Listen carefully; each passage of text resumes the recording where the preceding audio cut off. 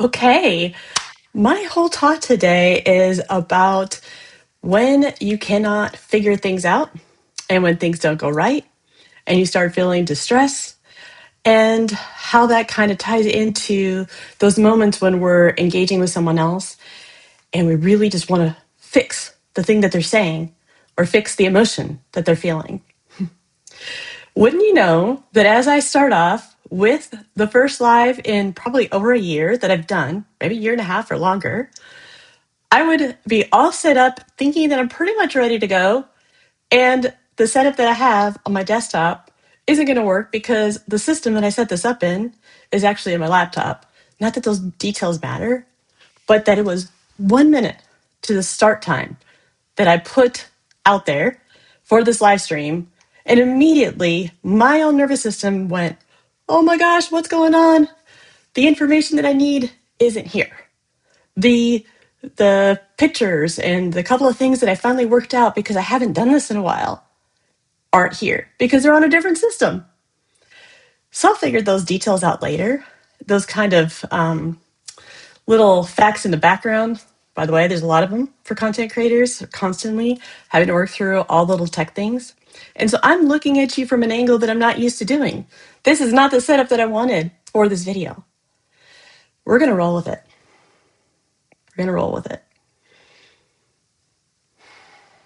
I have a feeling a lot of you either are experiencing in some situation right now or have experienced it recently.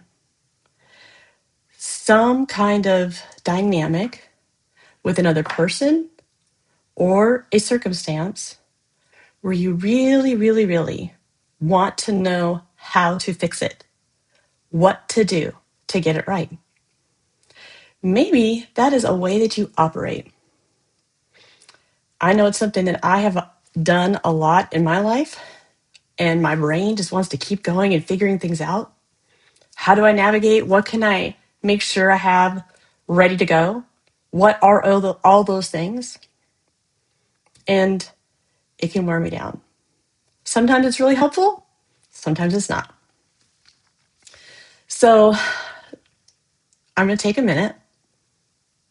I'm going to invite you, if that is something you've experienced, to just pause with me. Even if you're just catching this on replay later and you're listening and noticing, man, I do deal with a lot of different things that there's text on my screen where I'm out that somebody tell me, thank you so much for telling me that. Let's get rid of that. Let me make my screen bigger. Good grief. I will fix this in just a moment. Every time I go to it, it is not something else is getting in the way. Okay, is that better? Hopefully I got that out of the way. Woo. Okay, like I said, lots of things happen when we try to figure it out that don't go our way. One of the patterns that I notice for so many people is this kind of setup that we've lived in where we, even though we know better, there's so many things we know in our head that just aren't what we do, that are like even frustrating spaces for us because we know things that are true about God, about what God says about who we are, what things are helpful, but something else happens inside of us. And then we start to think, if I just do this one thing and I get it right, if I do the thing that I know to do, God's going to do his thing, the thing that I know he wants to do, he should do, who he is and his desire and his design. And then I'm going to experience C. A plus B equals C. And it doesn't work. Today, with the tech experiences, I'm going to take a minute to pause and invite you to pause with me. To breathe. If you're noticing that your system is responding to that in a way that doesn't feel okay, just notice that it did.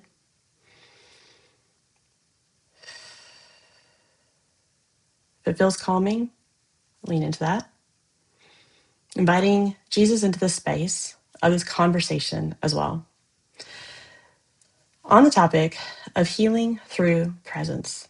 Just as I mentioned, healing or Jesus being with us and asking him to be with us. I'm reminded of Emmanuel, the name Emmanuel of Jesus.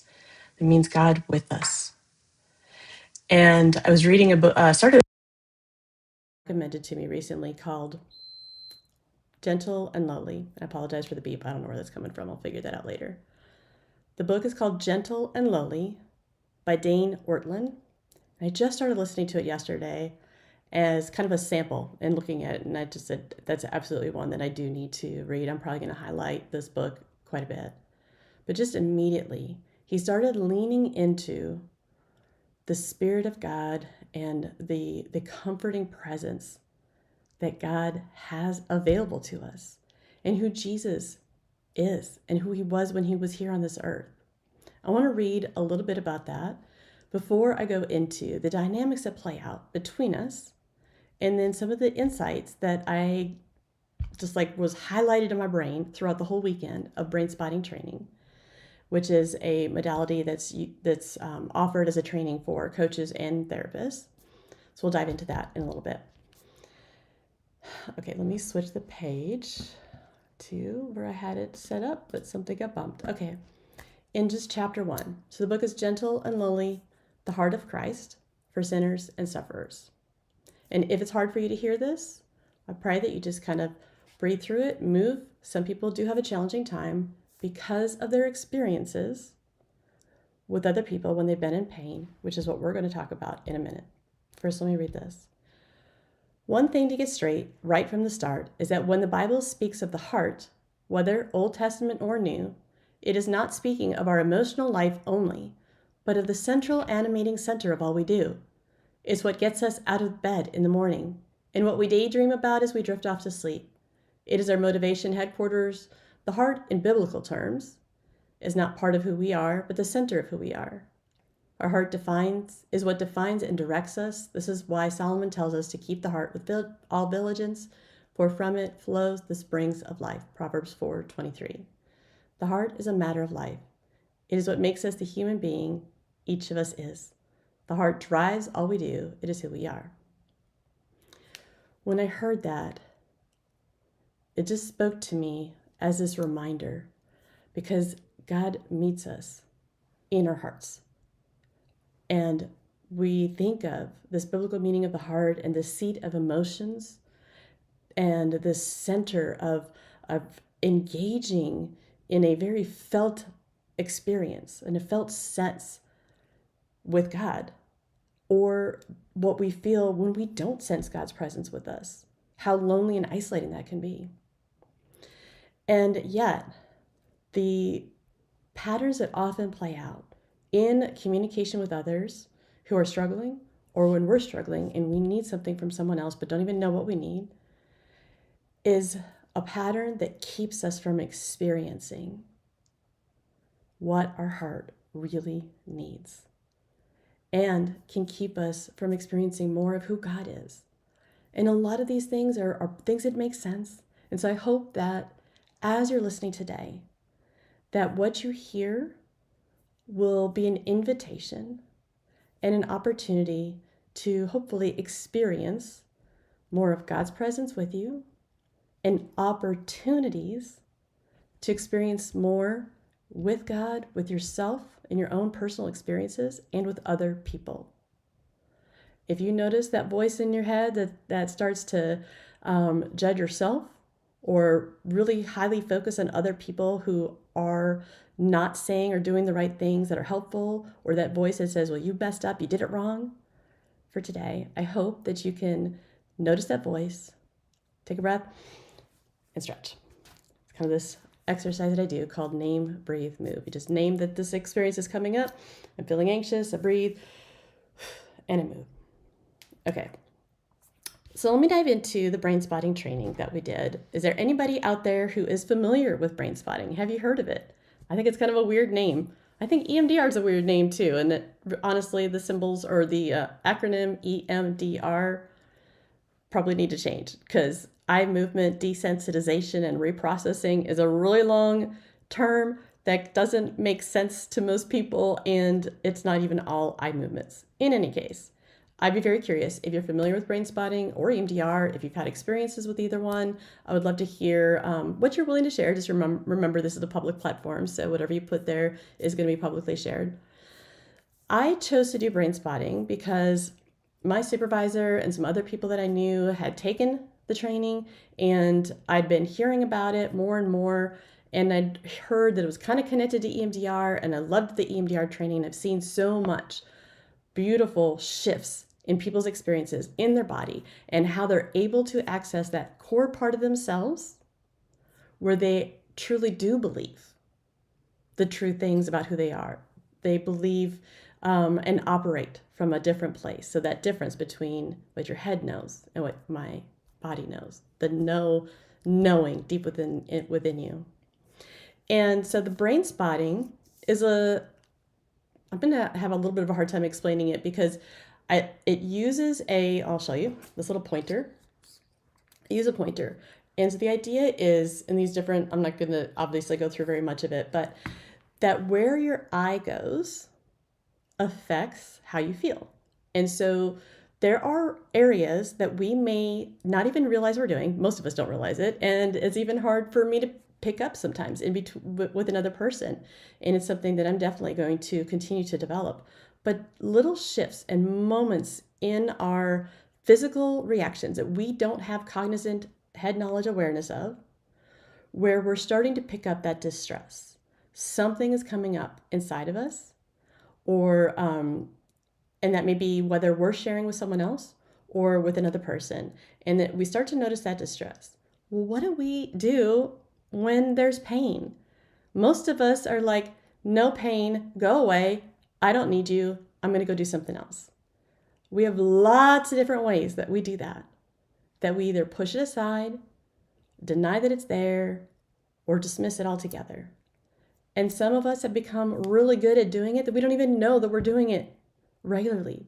And so that little bit of discomfort, anxiety, fear, confusion that we don't want to feel, whatever it is, can start to surface and we don't even know that it's starting to do it. And we have such a skilled practice of shoving aside, ignoring it, and shutting it down. We may be trying to fix ourselves, correcting, telling ourselves, you're not supposed to feel that. You're supposed to do this. And as believers, what do we say? You shouldn't feel fear. You should just be trusting God. You can't be angry. That's not righteous. If you do this, then this is going to happen. And therefore, we miss the emotions that are in our body, the experiences that have pain tied to them, things that got shifted internally even in our nervous systems and our brains because of other experiences.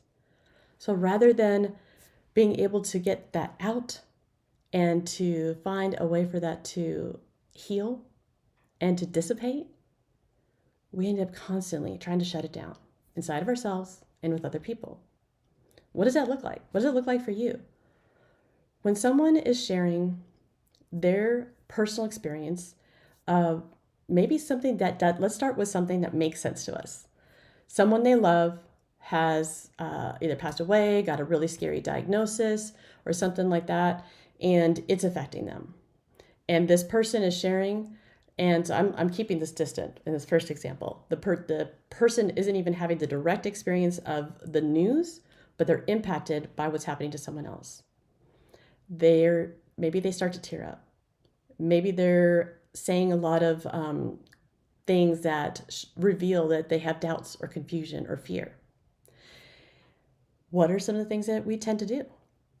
We try to tell them it's going to be okay. Don't worry, God's got it all. You're going to be fine. They're going to be fine.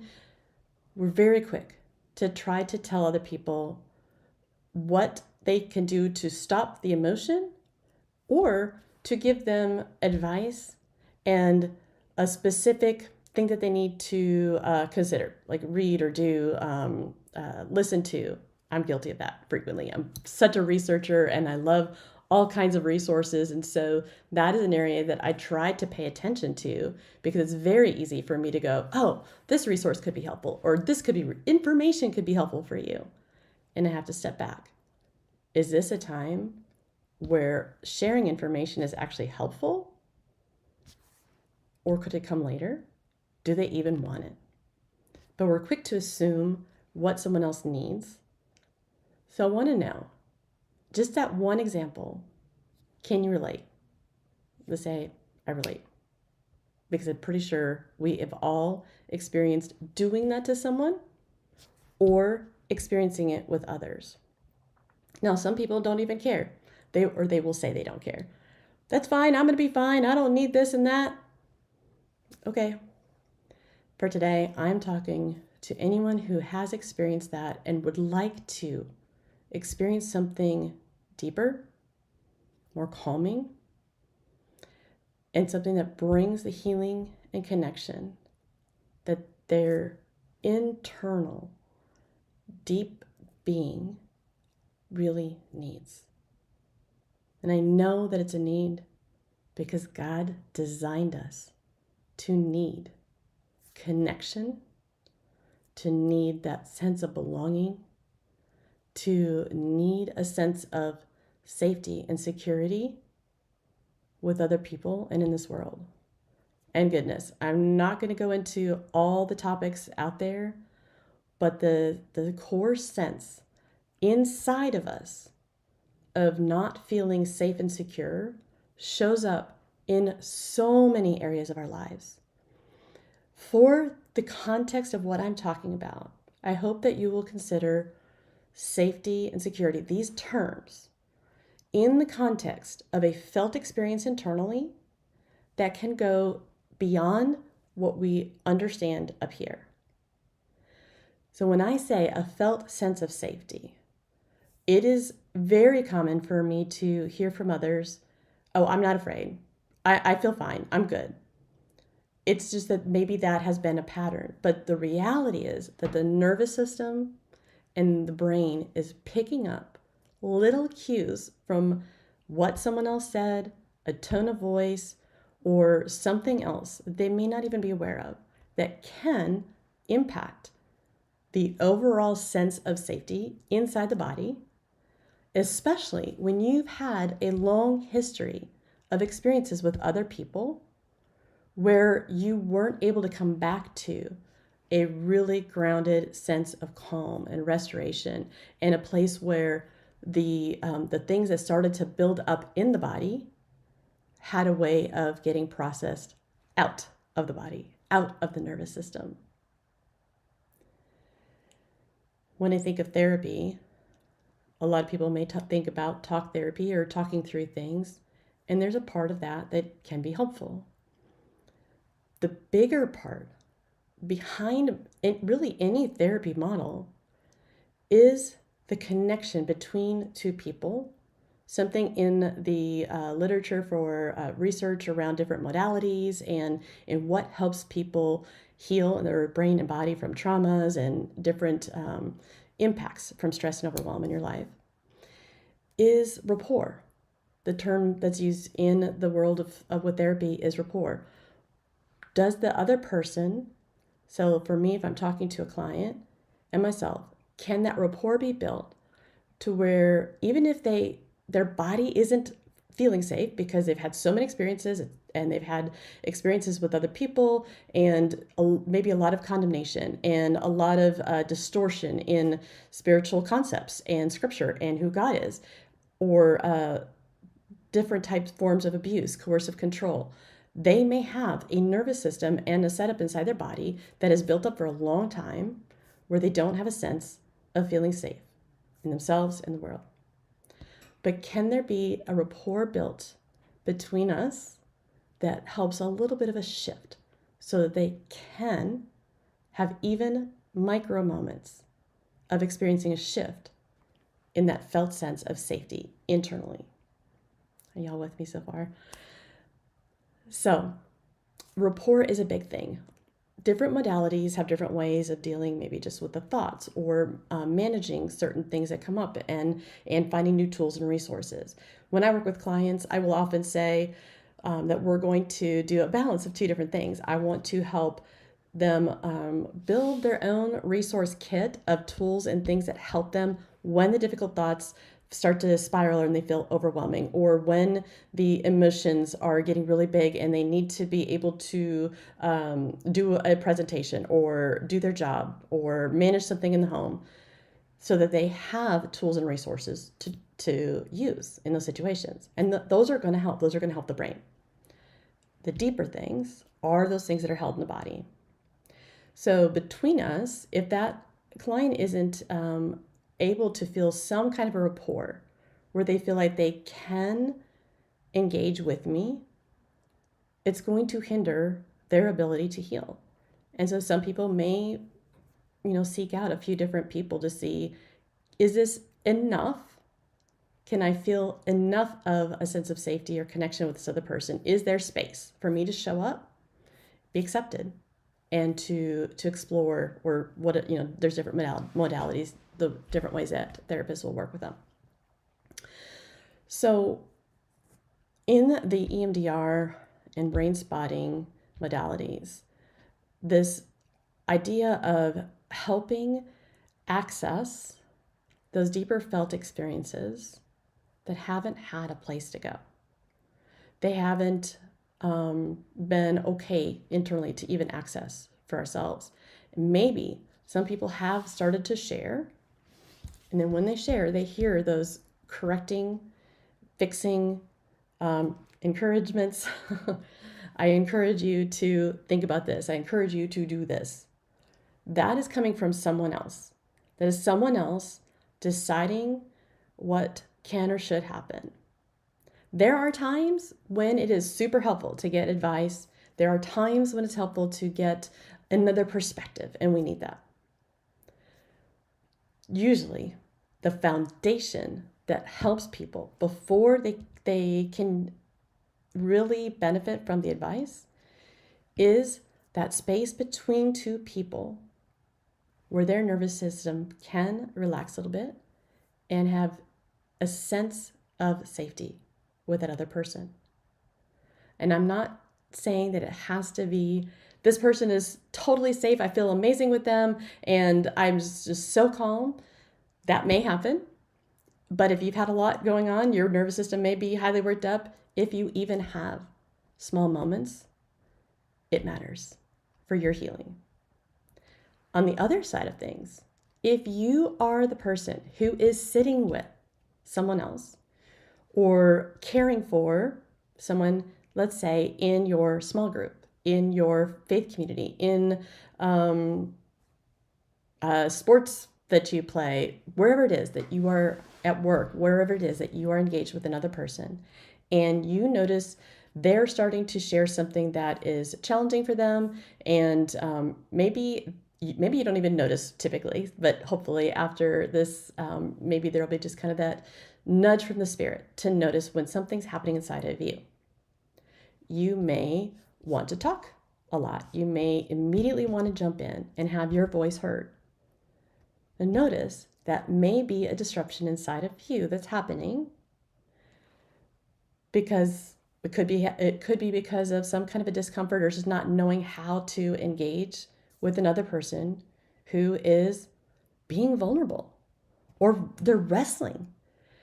When someone else is working through difficult thoughts or emotions, we tend to jump in and try to not only tell them what to do, but assume that whatever's coming out of their mouth is going to be the thing that is horrible for them, that we have to stop it from happening. So, for example, in a faith community, for example, if someone is saying, I just don't even know that I'm mad at God, I will say, if someone gets to a point where they are admitting I'm mad at God and that doesn't seem typical for them, it probably took a lot for them to say that to you.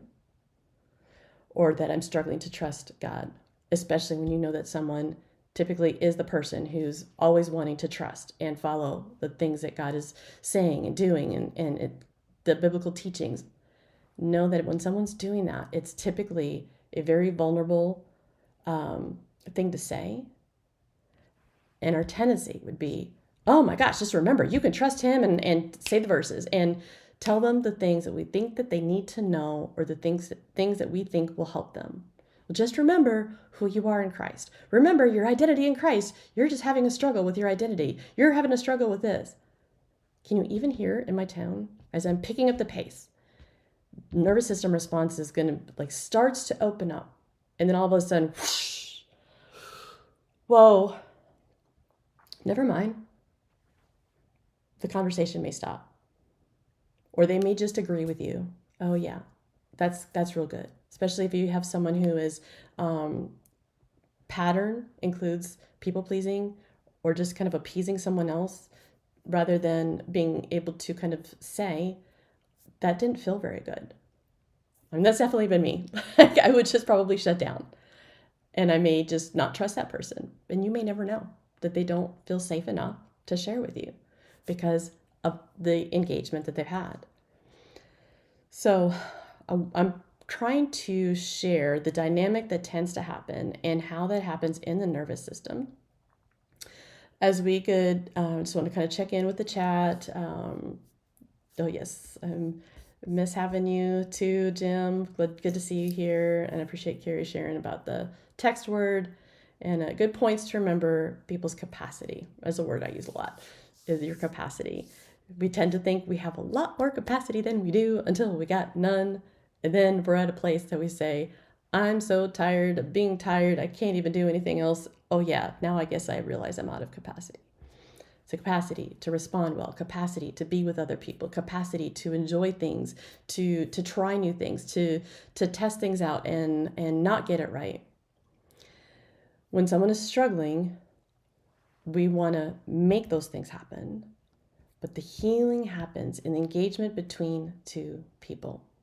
One of the things that we see in neuroception, and there's all this talk about rewiring things in the brain and Hebb's theory, what fires together wires together. So basically that says when we have an experience with someone that fires certain types of neurons in our body, then we can even have these bad experiences, but this desire for love and connection, it can kind of mess things up and create this pattern that's very difficult to undo, where we have a felt sense of getting something that we need, even though it's harmful. They can kind of get messed up inside. Likewise, with neuroplasticity, we can rewire things, and they're seeing more and more just amazing things that can happen in our brain, because God designed our brains pretty powerfully to heal and to experience new things and experience those shifts. So in the dynamic of two people engaging with one another, it can feel like I need to fix this big thing. I need to, not really thinking I need to manage, but we tend to do the things that are managing to another person when we're trying to fix them or tell them what they think they need to do. And what might be happening inside of us? It can feel like it's so big. Most of us on either side of the conversation, whether we're, the person who's struggling or the person who's talking to the person who's struggling, want it to be fixed right now. We want that. Of course we do. We long for redemption. We long for God's beautiful design where things are in unity and where we work together and all of our gifts work together. We long for that. And we need it internally and interpersonally with other people. We want things to be fixed and resolved. But the reality is, in that moment, the need of the moment is different.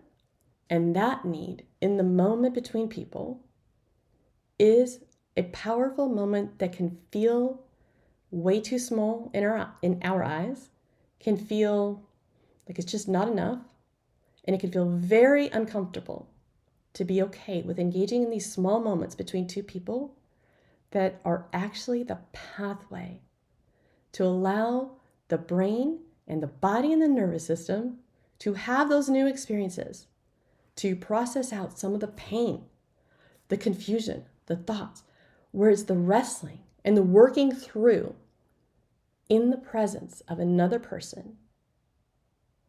And that is powerful. That builds that capacity, and it brings the growth layers upon layers upon layers that bring us into more of the design that God has within each of us, more of God's design for the world and his desire for the world in kind of like how we work together, and we can experience more bit by bit by bit.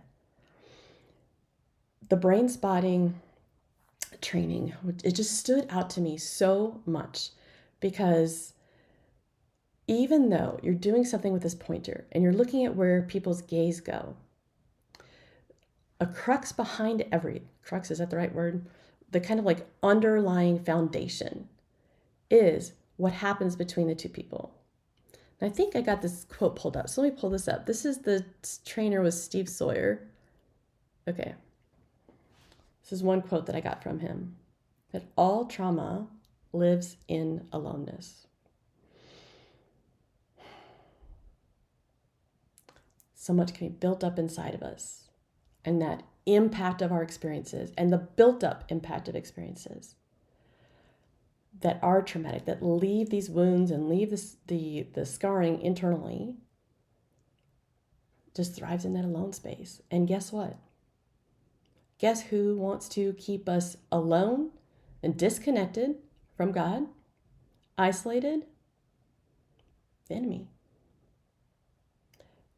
It reminds me of going back to the beginning of Scripture, the Garden of Good and I always say this wrong. The Garden of Eden, with the tree of the knowledge of good and evil. We ate from the tree. I say we, just talking about Adam and Eve, but we're all experiencing what happened as a result when they ate from the tree of the knowledge of good and evil. In a simple way, my simple way of looking at it, we want to know what is right and what is wrong. We want to be the ones to fix it, to figure it out, and to navigate it. Now, some of that is good because there's a wisdom in knowing how to move forward. But where do we get that knowing from? And what helps us experience a deeper core sense of knowing that gives us the courage and the calm and confidence in a healthy way internally? Presence. God's presence with us, the Holy Spirit's presence with us, and how God works through other people. Yeah, so Michelle has a comment here, true community, healthy relationships. Yes. And sadly, I know in a lot of small groups and community groups, we don't experience that felt sense of safety. I have been blown away at how amazing the women are in the small group that I'm part of.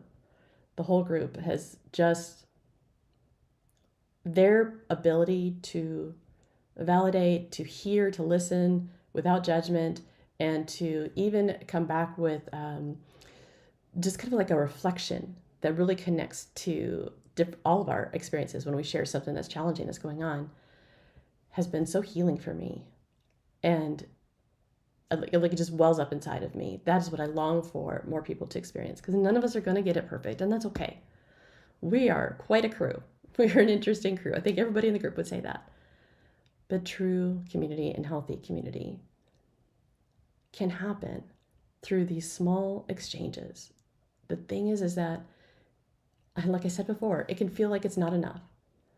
And that, I think, is a place of tension that we have in our own faith journey, where when we don't know what to do, when we can't figure it out, what to say, what's the right thing to say to the other person, what do they need to hear, what's going to fix them, there's a place of tension. There's something going on inside of us. And I'm going to give you a tool here in just a moment when that happens.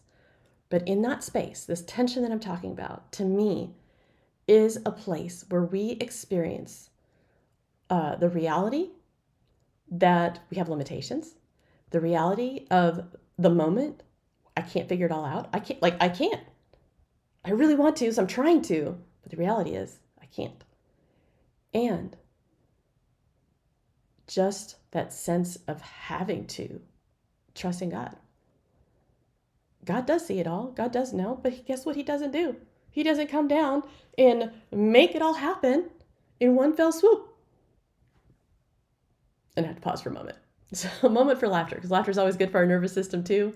As soon as I said one fell swoop out loud, I got to tell you, if you know, you know. Nate Bargatze, One Fell Swoop, one of his comedy shows. If you know, just raise your hand. In any case, here, let me take this slide off for a moment. Okay, so I kind of lost my train of thought on that one. But okay, so that place of tension where we don't know. And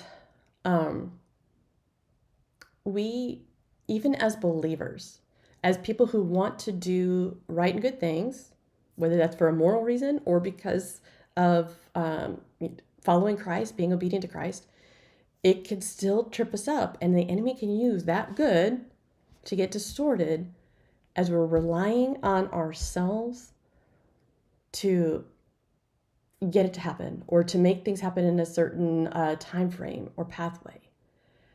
And this crummy part of it is, it just doesn't work. In fact, it can make it harder for us. The more we try to manage and make things happen, the more internal distress we can experience, and it starts to chip away at the connection to our own experiences internally and our connection opportunities with other people. And of course, it chips away at our relationship with God. I got this, God. Even if we say it in our heads, we can experience it differently. And all of us, I think, I think it's a common experience. So what do we do? I'm going to go back to the other quote. I'm going to move this over a little bit. I'm trying to remember which side I need to go. So this is another quote that he said. Can you all see this okay? I hope. Yes, learning, it seems there's been societal growth. I would agree with that.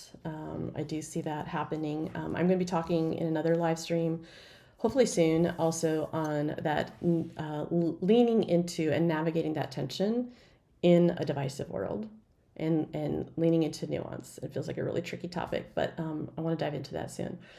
Okay, so this quote, the loudest validation and empathy we can give is presence.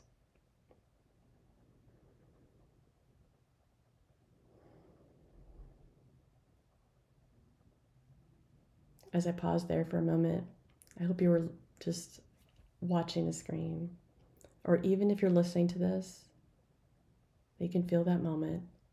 I'm here with you.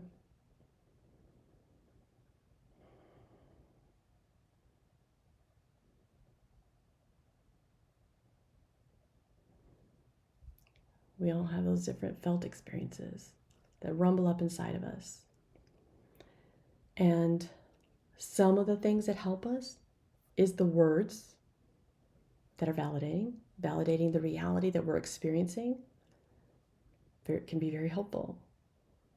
And yet, there are times when it's not, or we're not ready to receive it. And so in that place of wondering, what do I do? How do I say the right thing or help this person who's really distressed? It can feel like it's all upon us to manage that. If we are simply present with them, it's powerful.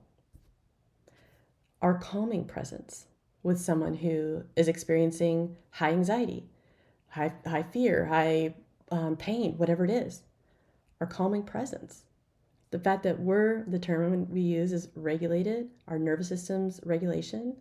There's a term called co-regulation that can impact another person, kind of like sends this coded signal to the nervous system. I don't know, I'm thinking of like sci-fi things, just like this subtle message that goes to the nervous system that can give their nervous system an opportunity to experience calm.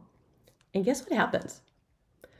When people have had that experience, it helps their brain, even in the moment, that is very activated with the emotional part of the brain, to calm down enough to be able to access the part of the brain that helps them make decisions, the decisions that line up with their values, and to have greater capacity, like we talked about before, for exploring different perspectives, different options. In Brainspotting, the thing about what I was talking about before with that, with your brain to the spot, there's a very powerful, uncomfortable, discomforting thing that happens in that space afterwards. For most of us, it is. And as therapists, we're having to check in with ourselves too, because that need to fix is something that happens with a lot of therapists too. And some would call themselves very directive, telling people what to do.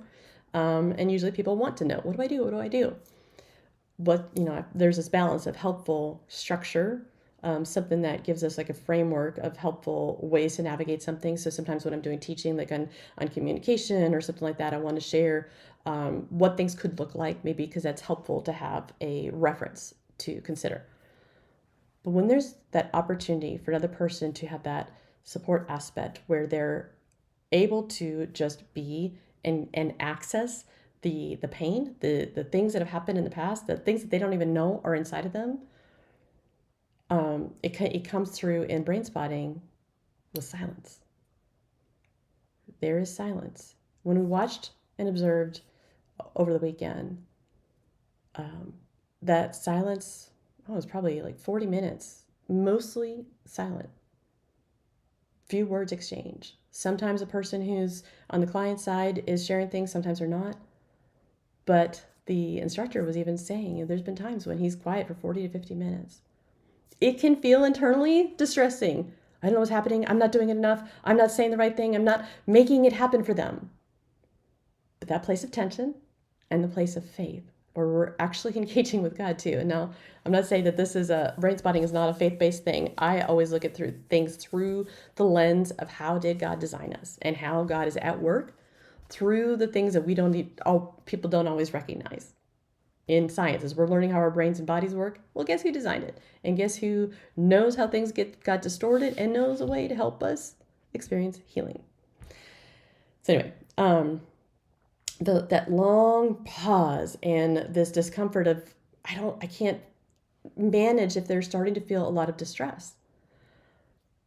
Staying calm, staying engaged in that present space between two people.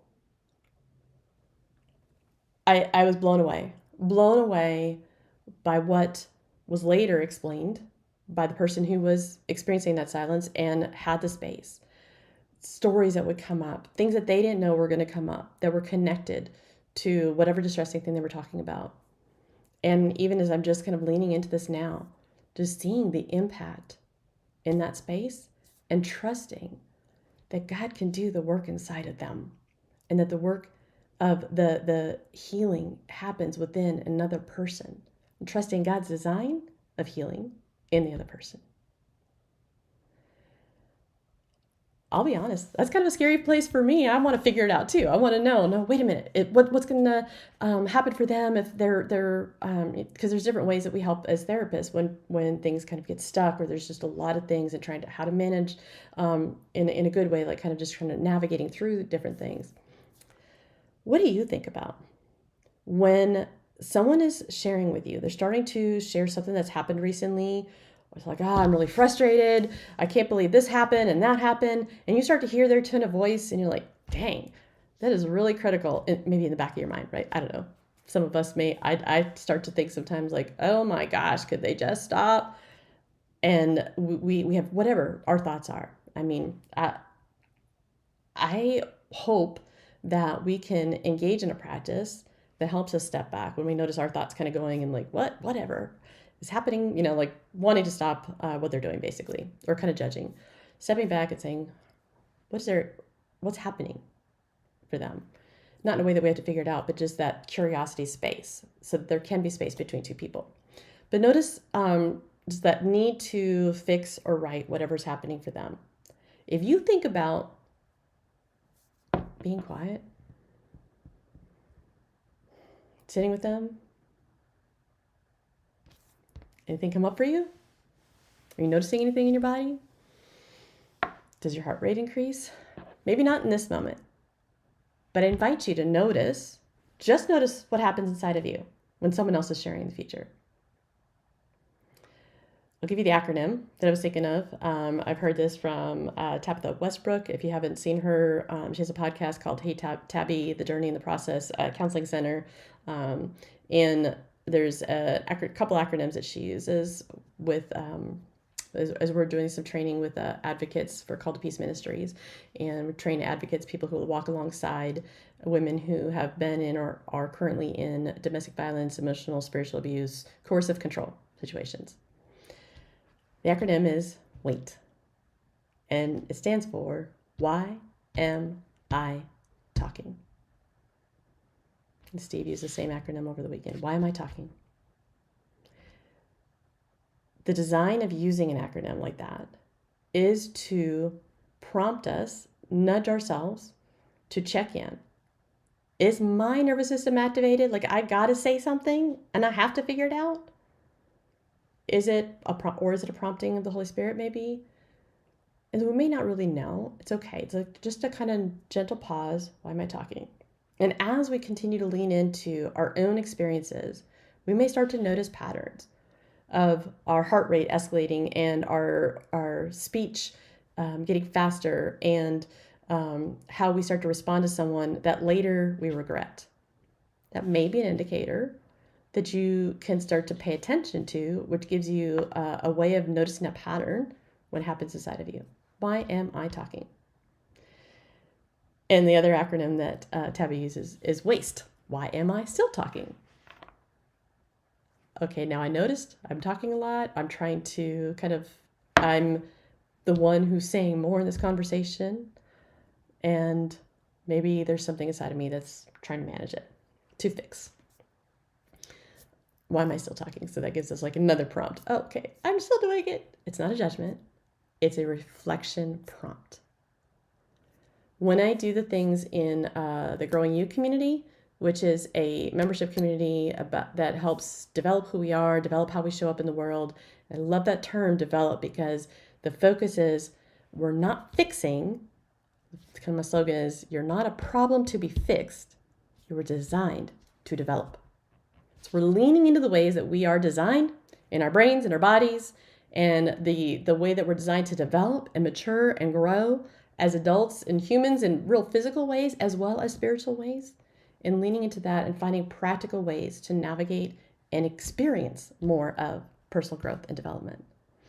That helps us with things like setting healthy limits, taking on healthy levels of responsibility for ourselves, gaining clarity in relationship dynamics, in our own patterns, and setting healthy boundaries and limits that identify what actually belongs to me, what doesn't belong to me, ways that we are, or kind of identifying our needs, core needs, relational needs, emotional needs, healthy ways to get those met, and practicing this naming and noticing in our experiences without judgment. The naming and the noticing, this awareness, it's acknowledging it's present. There could be all kinds of judgment in the back of our heads that is criticizing us, condemning us, telling us what to do, and trying to fix us and shut us down. And it may be the enemy's voice. The enemy may be just like taking a hold of that as well. I'm not going to be able to tell you, and I think anybody can, when it's the spiritual realm or there's also all this stuff that's happening inside the body. I'm going to honor both. My focus when I talk is generally what's happening inside of us and the physical part. And the enemy may be playing off of that as well. That critical voice trying to tell you that's not enough. Or if you start to notice a pattern in your life that when this happens, this is what I do, and the outcome is this, that isn't healthy, or that I'm starting to notice, man, I'm really trying to do what I think is good and right, but I keep having an outcome that doesn't feel good, and I don't feel right within me.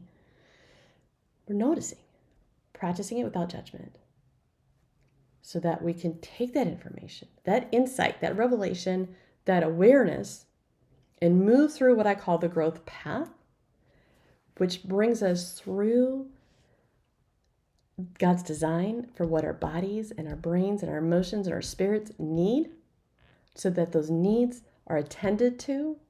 And over time, it's bringing shifts in our nervous system, in our capacity, building more capacity, and giving us that opportunity to become more of who God designed each of us to be. And that's part of the Growing You community. I also have Inspire Hub, which is primarily for Christian content creators, solo entrepreneurs, people who are doing different things online, using tools and tech. But we also do some soul care aspect to that, because when we're leaning into our gifts, those judging voices come up, different obstacles will come up, and challenges with our own limits, etc. So again, I do not know where that beep is coming from. Anyway, let's get back to the brain spotting.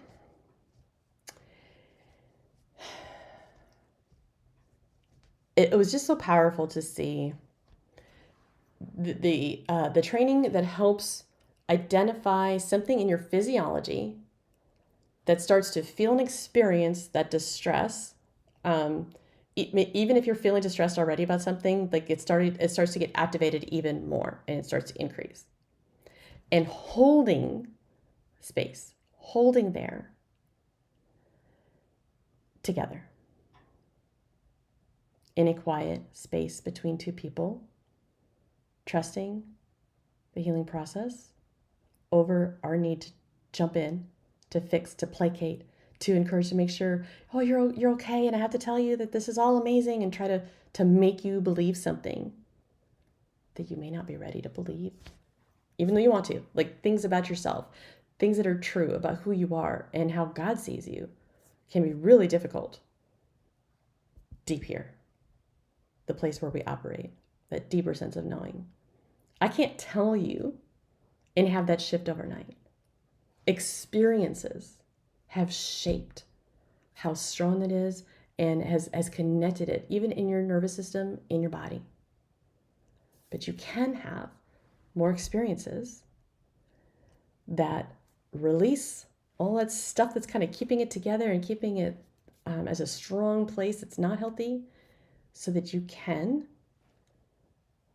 live from a different place that is more calm and confident in who you are. As your nervous system is calmed. We're always going to have times when things kind of work us up, but there's a big difference between a lifetime of events that has brought our nervous system into a general state where it wants to just fire off right away, and really, really struggles to calm down and to settle, versus sometimes where it's settled and things start to shift. The big thing there is that capacity to even be able to quickly, after an event, come back to a state that is calm, that is regulated. That's a whole other topic. I'm getting off on a rabbit trail, whatever. We'll look at a couple of the notes that I had. So it's live today. I wanted this to be more of a conversation. So I'm hopeful that in future lives that I said I want to do one on the nuance of living that tension in the divided world. And there's another topic, which is something I don't normally talk about, but I just immediately, it stuck with me. It's been with me for a few months now. It's a topic that I want to talk about, is the dynamic between parents and adult children, primarily, maybe teens as well, but I'm thinking of a lot of dynamics between parents and adult children where one or the other has gone no contact, and in general, probably leaning more towards parents who are experiencing a child who's gone no contact and kind of navigating through that. So those are going to be two of the conversations. There's a lot of different video topics that I want to cover, and I'm trying to explore which ones will be good to cover live stream. My hope is that in the live streams, when you guys are here, we can engage in conversation. You can put things in the comments and we can talk about it. I want the live streams to feel a little bit more like a casual conversation. We're coming here, we're exploring something together. And when I do some of the other videos, I'm trying to learn the techie pieces, and if there are things that I can do without it sucking up too much of my own personal energy and capacity and time. So you got resources of energy, time, or money, right? We're all limited. Time, money, energy. Those are limited resources. So if I can, I want to be able to add more like graphics and do a little bit more polished videos, and then have the live streams be more casual. They're easier for me to do because can have a specific topic and points and talk through things. In any case, I'm going to go ahead for this video and go through a few scriptures that I had also brought up for today. I do not know which version they're from, so feel free to look up whatever version you enjoy and then consider looking up other versions. If you want to explore scripture more, I love looking at different versions of scripture and different translations, I guess, and then diving a little bit deeper with like Blue Letter Bible or something like that, just to dive into wherever God's taking you. Today, what I might offer, if you'd like to do it, if you'd like to dive into this yourself, is exploring. I'm reading a few verses that I believe talk to God's presence with us, and I'm inviting you to hear the scriptures with a possibility of that as an invitation. For a lot of the people that I work with, they may hear these scriptures, or you may hear a scripture that I read, and it may sound like more burden, something else to put on you, to weigh you down, and to drive you to get it right even more. That there's one more thing spiritually you have to get right, and now that judging voice comes up, the enemy's voice, however you want to look at it, that says you messed up, you did it wrong, yada yada, and then it starts to spiral from there. First, let me go to Matthew 11, verses 28 through 30. Then Jesus said, "Come to me, all of you who are weary and carry heavy burdens, and I will give you rest. Take my yoke upon you. Let me teach you, because I am humble and gentle at heart, and you will find rest for your souls. For my yoke is easy to bear, and the burden I give you is light."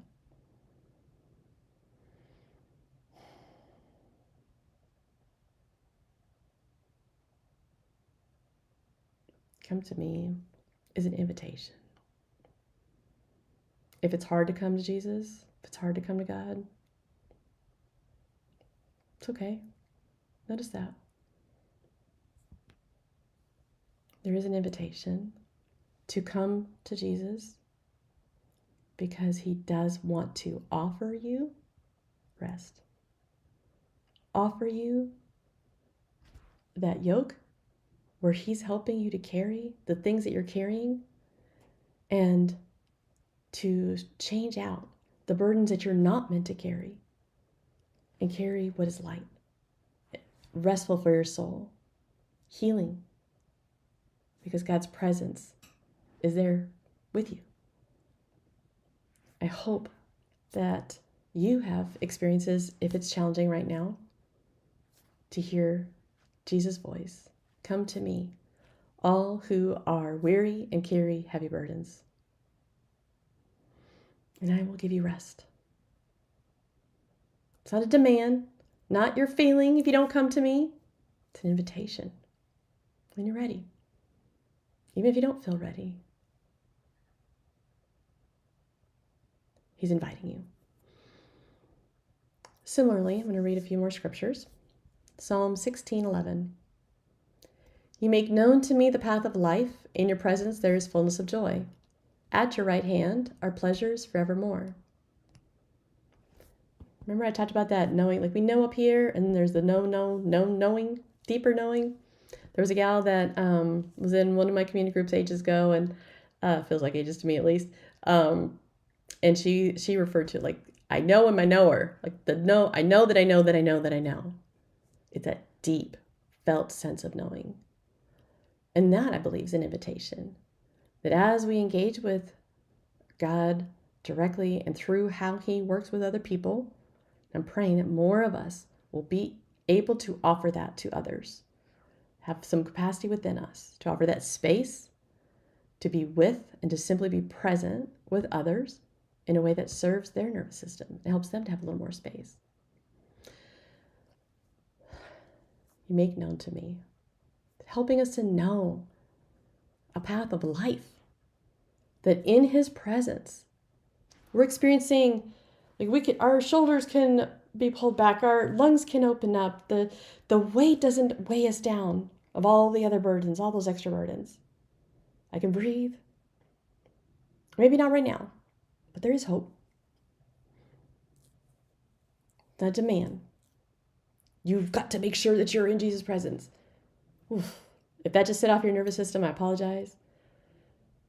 There's an invitation to experience his presence with you, so that in that space, you can experience even moments, glimpses, a term that's used in some of the polyvagal nervous system work that Deb Dana uses, the term glimmers, glimpses and glimmers of goodness. Now, I say glimmers of goodness and God's presence with us, but the term glimmers in this reference has to do with our nervous system having a sense, even a moment, that sends that signal of, I can be safe here. Even if I don't really feel safe, I can feel safe here. I can start to feel a little more safe. Glimmers of good, glimmers of God's presence, that we can experience the joy. There is a fullness inside that can shift. Again, it's an invitation. You make known to me the path of life. In your presence, there is fullness of joy. I can also hear that as a reminder to ourselves that it is possible if it's been difficult. Exodus 33:14. And he said, my presence will go with you, and I will give you rest.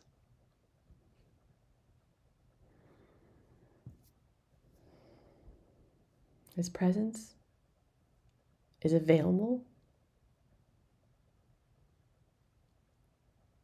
We can experience him with us and experience his rest. I want to speak again. If you get that critical voice is coming up, notice it's there. Just notice it. Micro moments, if it needs to be. Micro moments are okay. This doesn't happen all at once. It may, for some people, we may have super revelatory, super amazing experiences with God, with Jesus, engaging in prayer, whatever. But other times, it's small moments, bit by bit by bit. We're experiencing layers of healing and growth and increasing capacity to be more of who God designed us to be. I go back to that a lot. Isaiah 41:10. Fear not, for I am with you. Be not dismayed, for I am your God. I will strengthen you. I will help you. I will uphold you with my righteous right hand. An invitation, reading that through the lens of an invitation, that there's an opportunity to be even reminded to our nervous system, you don't have to fear. I'm with you. I'm strong. I see all. I am good. I am loving. He is there. He's with you. He cares. Fear not, for I am with you. Be not dismayed, for I am your God. I will strengthen you. I will help you. I will uphold you with my right hand.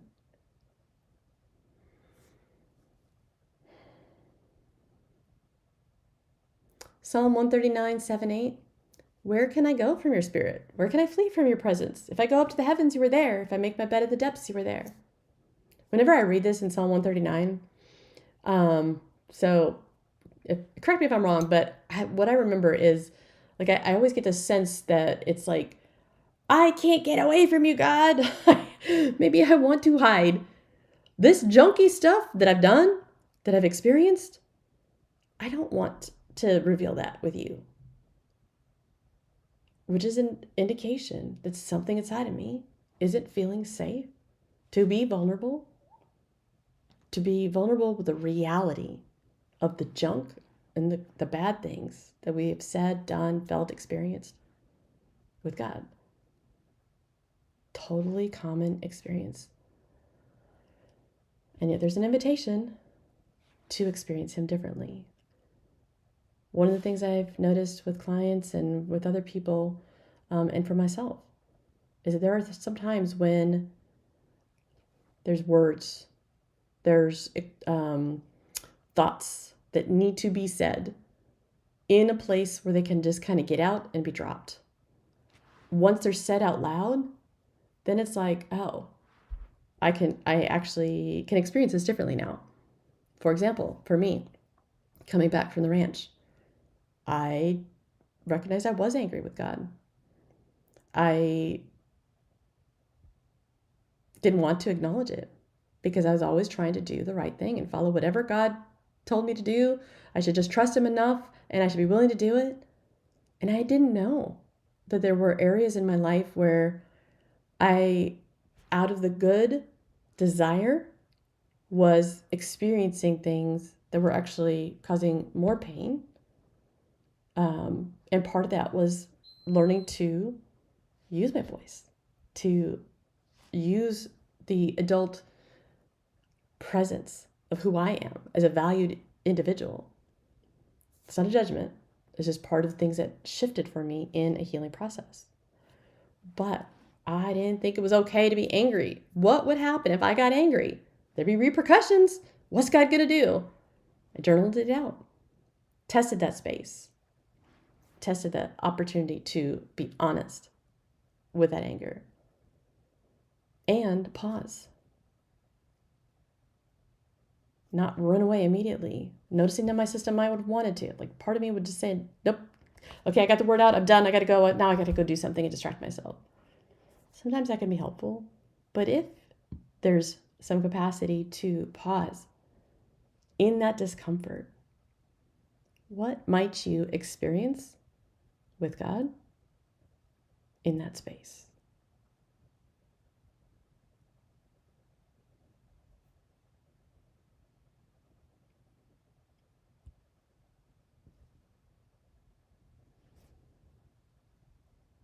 Matthew 28:20, and surely I am with you always to the very end of the age. Jesus speaking.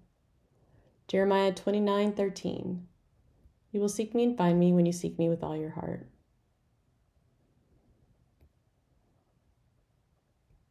Just kind of going back to what I was reading in Gentle and Lowly with Dane Ortland, in the heart and that place of truth and vulnerability.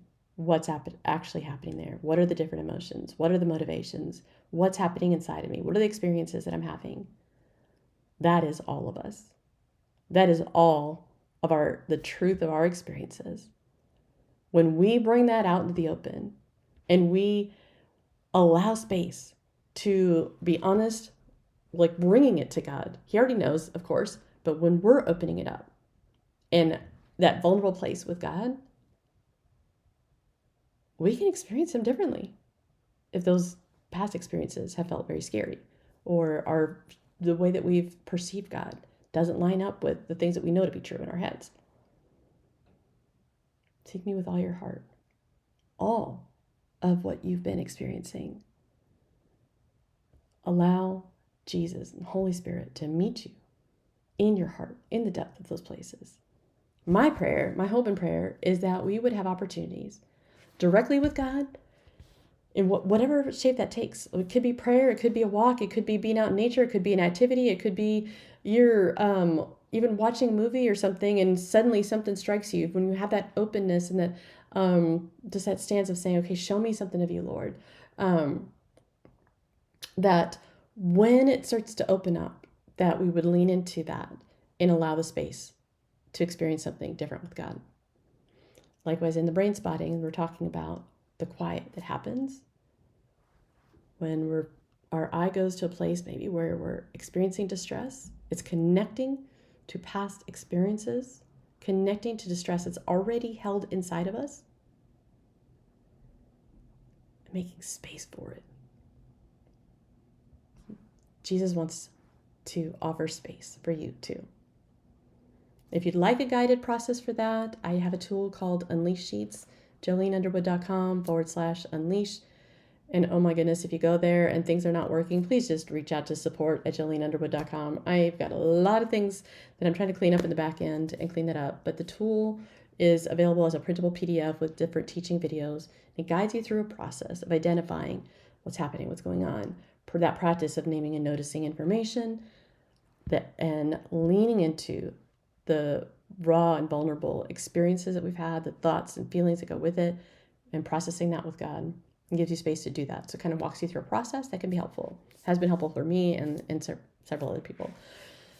That's a tool that's available. There's lots of other things too, like just journaling out the thoughts and getting raw and real, letting it be super messy, putting down a word or two today. If it feels really internally disruptive, like it's just starting to bring up a lot of anger or fear or something that you don't even know, go with a couple, come back to it later in the day or the next day.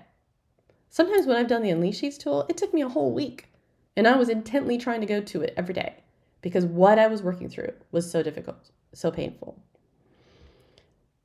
In that space of getting it out, though, I've had opportunities to experience like relief and release once not inside of me, and knowing that God is with me.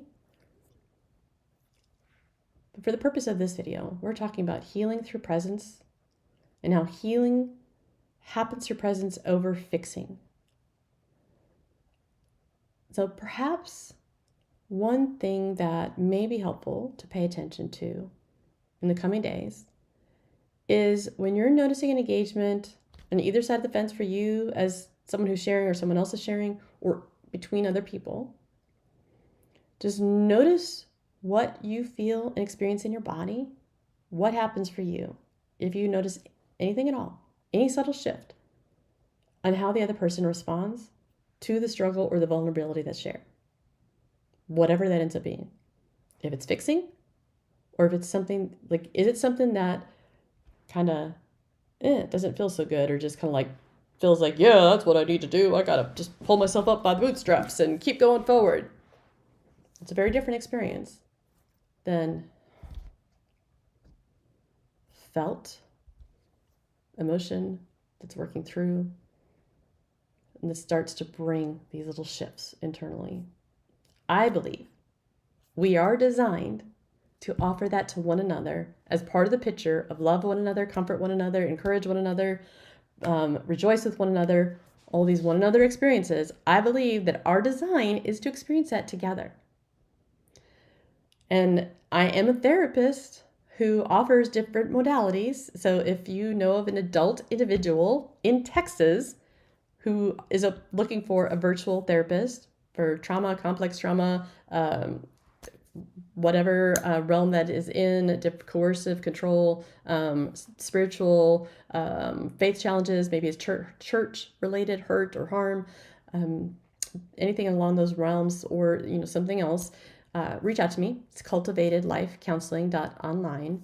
I can only see clients in Texas, but my point was that even the modalities and everything that I'm trained in for therapy includes these helpful ways of being with another person that is healing, which I believe is God's design that is available to each of us to offer and receive from one another.